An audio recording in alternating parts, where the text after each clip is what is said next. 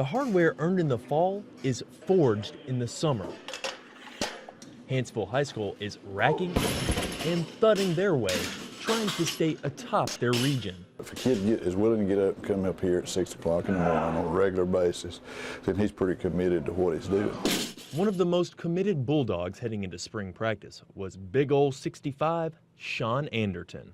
He was a pretty good football player. He was young, and he was going to be a pretty good-sized kid. He was one of those dependable kids, one of those guys that just comes to work every day. Before preparing to help the Bulldogs guard their region championship, Sean and his family took a vacation to Panama City. You hear about it on TV or read it in the paper or something, but it's a little bit different when it happens to somebody that you're really that connected with. This photo of Sean and his dad, Scotty, was taken minutes before tragedy washed over the Anderton family.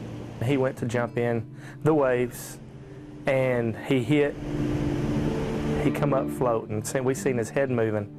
And so Diane looked at me and said, "Scotty, something's wrong," and I went to grab him.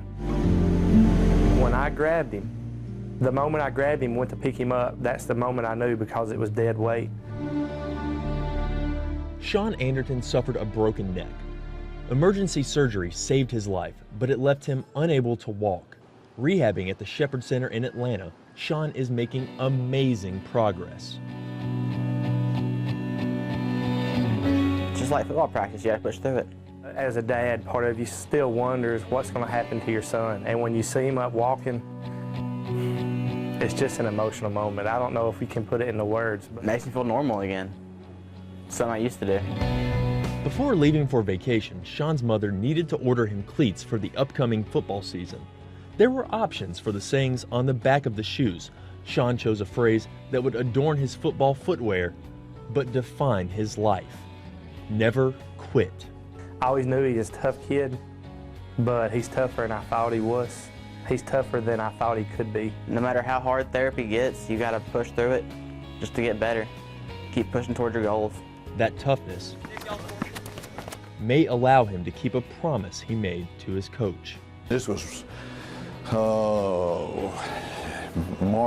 late March, I guess, we have spring practice starting in early May.